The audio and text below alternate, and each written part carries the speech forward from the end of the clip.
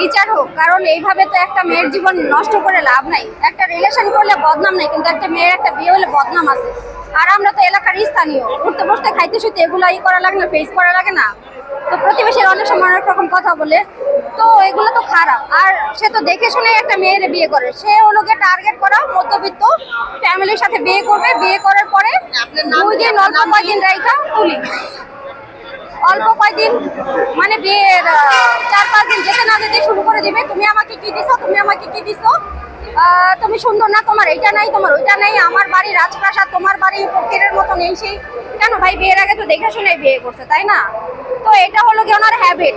আর যে কটা ওনার লাইফে এই পর্যন্ত বউ আসছে, সব কটার এইভাবে তাড়ানো হয়েছে। আমার জানা মতো তো আমি 11 নাম্বার বউ। না না না না না না, সে ঘটকের মাধ্যমে আমাকে দেখছে, দেখা পছন্দ করছে, আমার বাসায় আসছে, আয়সা বিয়ের প্রস্তাব নিয়ে আসছে, ওনার ছেলে মেয়ে সহ আসছে। তারপরে ওনার ওই যে কি বলে, ওনার ম্যানেজার ট্যানেজার ওরা সবাই আসছে। তো আসছে মতন দেখা পছন্দ করতে, বাসার পরিবেশ আমার দেখে পছন্দ করছে, তারপরে আমার বিয়ে করছে। বিয়ে করার পর মনে করেন আপনার এই যে অশান্তি শুরু।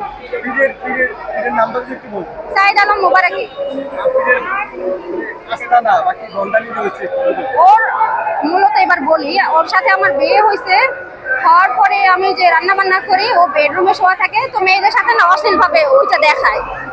আমি বলতেছি কিরে এমন করে কেন? পরে একদিন চুপ করছে, করছে মতন, বিয়ের মনে হয় তখন 1 সপ্তাহ পর। তারপরে আমি দৌড়ে গেছি, বিয়ে করতেছে কেন? পরে বলে অ্যালার্জি। পরে এই জিনিসটা আমার চোখে বাঁধলো। পরে আমি তারপরের দিন দেখি সেম আবার এই প্রবলেমটা।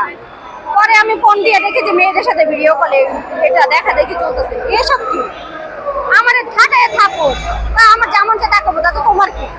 আমার লাইফ, চলে যাও আমার বাসা থেকে, তোমার কোনো যোগ্যতা নাই আমার বউ হওয়ার। আর তোমার তো আমার যে টাকা পয়সা সম্পত্তি আছে, তোমার তো কিছুই নাই।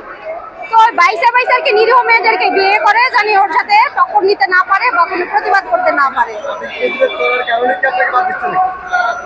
হ্যাঁ, প্রতিবাদ করার কারণে না, ও হলো একটা বউ হায় সর্বোচ্চ এক মাসের উপরে রাখে না, সর্বোচ্চ। আপনারা তদন্ত করে দেখতে পারেন। আমি চাই এর একটা বিহিত হোক, এর একটা বিচার হোক, কারণ একটা মেয়ে মানুষের জীবন তো এইভাবে নষ্ট করার মানে হয় না। সংসারে যেহেতু আপনি করবেন, আপনি বিয়ে করেন কেন? 11 নাম্বার। আমার এই নিয়ে আমার সেকেন্ড বিয়ে। এর আগে আমার বিয়ে হয়েছিল আওয়ামী লীগ এক সেক্রেটারির সাথে, জোর করে আমার বিয়ে করে।